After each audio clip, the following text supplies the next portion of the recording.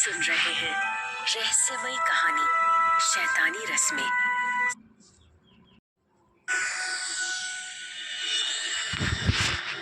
निकी अपनी सास सुमित्रा के कहने पर शादी की रस्म निभाने के लिए तैयार हो चुकी थी, लेकिन जैसे ही उसे बताया गया कि इस रस्म को करने के लिए पुश्तैनी हवेली के कुएं पे जाना होगा, तो उसे मानो सांप सूंघ गया था।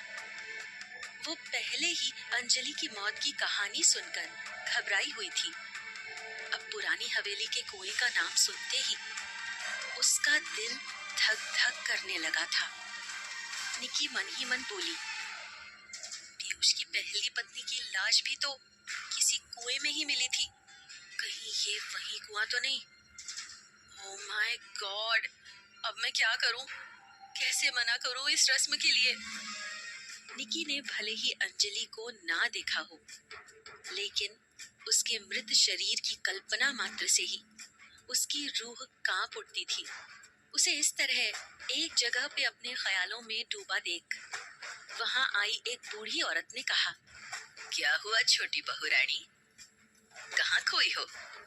आओ जल्दी चलो, वरना रस्म के लिए देर हो जाएगी। निकी ने हाँ में सर हिलाया और घबराते हुए उनके साथ चल दी।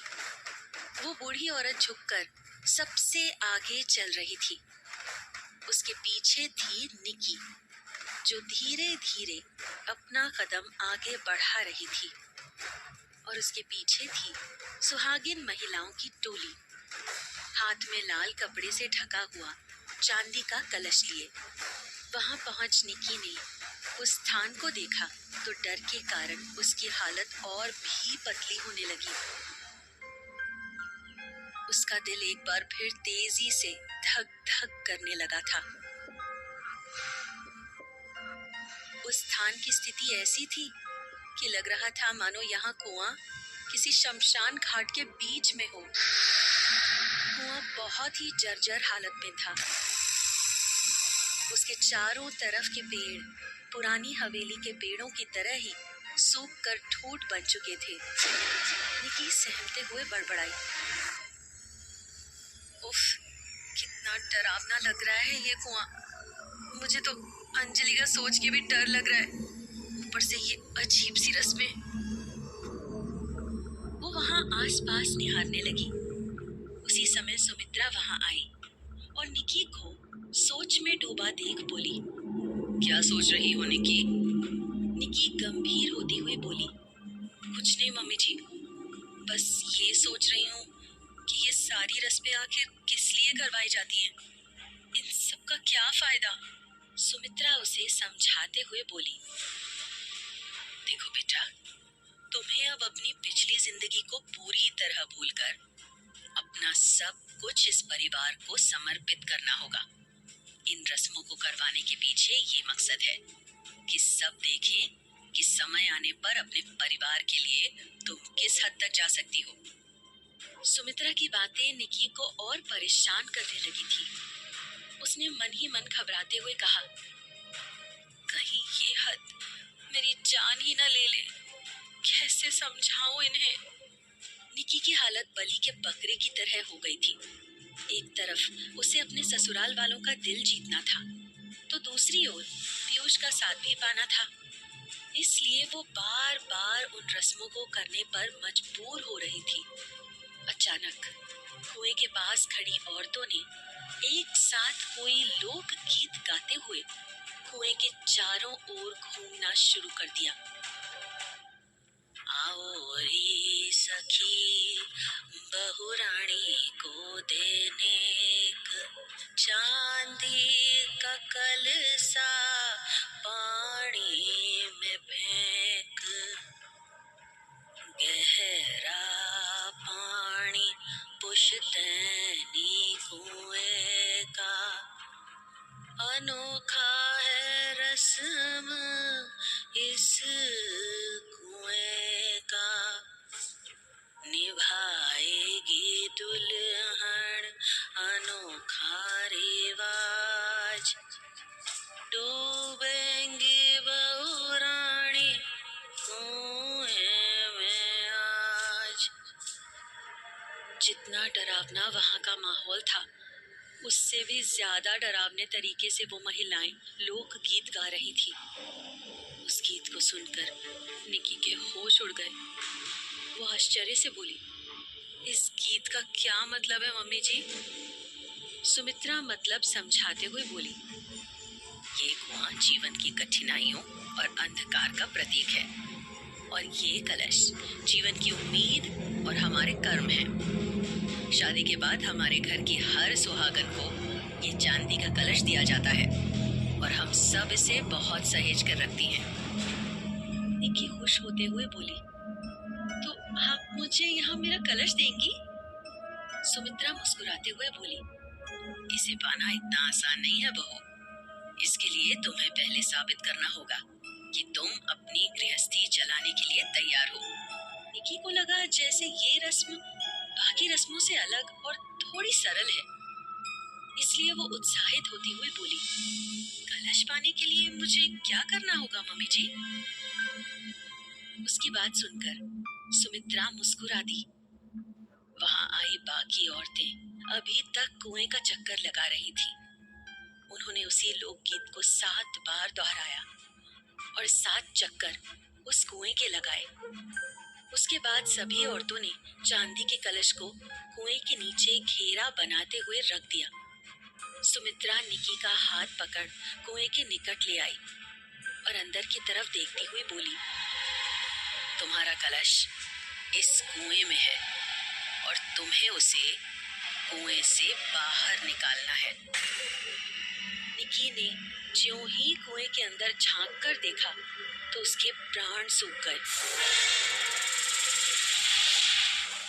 नंगी आंखों से कुएं की गहराई का अंदाजा नहीं लग रहा था, क्योंकि कुएं के अंदर उगाई लताओं और बेलों के कारण वहां का बहुत सारा हिस्सा ढक चुका था। साथ ही कुएं के अंदर काफी अंधेरा था। निकी तुरंत ही एक कदम पीछे हट गई और सहमती हुई बोली, क्या? नहीं नहीं, मैं ये नहीं कर सकती। मुझे गहरे और अंधेरी भरी जगह से डर लगता है मम्मी जी। मुझसे ये नहीं हो पाएगा। वहां खड़ी एक औरत ने निकी की नाज सुन ली और उसने आश्चर्य से कहा, ये तुम क्या कह रही हो बहू रानी? रस्मों को ऐसे बीच में नहीं छोड़ा जाता, अशुभ होवे है। निकी गुस्से में बड़बड़ाई, क्या तो सब कुछ ही अशुभ हो रहा है, मुझसे नहीं होगा। तभी उसकी भाभी उसके पास आई और समझाती हुई बोली, क्यों नहीं होगा? जरूर होगा। हम सब तुम्हें कुएं के अंदर टॉर्च की रोशनी दिखाएंगे, तुम्हें बिल्कुल भी डर नहीं लगेगा। निकी हाथ जोड़ती हुई बोली, नहीं, प्लीज मुझे मजबूर मत कीजिए, मुझसे ये रस्म नहीं होगी। जब सुमित्रा और पीयूष की भाभी के समझाने पर भी निकी नहीं मानी, तब उसे समझाने के लिए टोली की एक औरत उसके पास आई और प्यार से बोली, बहू, हम सबने इस रस्म को किया है, मेरा विश्वास करो, कुछ नहीं होगा तुम्हें। भला हम कोई ऐसा काम क्यों करेंगे जिससे तुम्हारी जान जाएगी? हाँ, अपने अंदर के डर को निकाल फेंको और कूद जाओ कुएं में। निकी बोली, मैं कभी इतनी गहरी और अंधेरी जगह पर नहीं उतरी और मुझे तैरना भी नहीं आता। बातें करते करते सारी औरतें निकी को घेर कर कुएं के एकदम पास ले आई थी और निकी को इसका एहसास भी नहीं हुआ था। उस औरत ने टोली की बूढ़ी औरत की तरफ इशारा करते हुए कहा, उस दादी अम्मा को देखो, ये तो रोजाना दिन में 2 बार इस कुएं में उतर जावे, तुम तो बेवजह ही डर रही हो। दूसरी औरत ने उसकी बात को आगे बढ़ाते हुए कहा, पर पानी इतना ज्यादा गहरा भी नहीं है, जाओ तो खुद देख लो। निकी बोली, मैंने देख लिया है, काफी गहरा है। पहली औरत ने हंसते हुए कहा, तुमने ध्यान से नहीं देखा, ध्यान से देखती तो गहरा मालूम नहीं होता। निकी फिर से डरते डरते कुएं के अंदर झांकने के लिए झुकी और बोली, अंदर तो कुछ भी दिखाई नहीं दे रहा है। तभी निकी को अपनी पीठ पर 2 हाथ महसूस हुए। वो कुछ समझ पाती तब तक दोनों हाथों ने उसे धक्का दे दिया था। निकी के गिरते ही कुएं के अंदर छपाक की आवाज हुई। वो असंतुलित होकर कुएं के अंधकार में खोने लगी। वो जोर जोर से चिल्लाने लगी, बचाओ बचाओ मुझे, Piyush help me, someone help me please. कुएं के पानी में डूबने लगी थी। अंदर से आ रही छपाक छपाक की आवाज सुनकर सारी औरतों के चेहरे पर कुटिल मुस्कान आ गई। कुछ ही पलों में कुएं के अंदर से आवाजें आनी बंद हो गई। कुएं के पास खड़ी एक औरत बोली, अंदर से कोई आवाज नहीं आ रही है, जाने छोटी बहू रानी ठीक भी है या नहीं। ये सुनते ही सुमित्रा और अन्य महिलाओं के चेहरों पे हवाइयां उड़ने लगी। सुमित्रा दौड़कर कुएं के पास आई और अंदर झांककर देखने लगी। वहां अंदर सच में किसी प्रकार की कोई हलचल नहीं थी। सुमित्रा घबराती हुई बोली, नहीं, ऐसा नहीं हो सकता। निकी! लेकिन उसे निकी की कोई आवाज नहीं आई। आखिर कुएं के अंदर क्या हुआ निकी के साथ? क्या ये रस्म भैरवगढ़ में निकी की आखिरी रस्म साबित होगी? आखिर कौन सा रहस्य छिपा है इन रस्मों के पीछे? कहानी जारी रहेगी।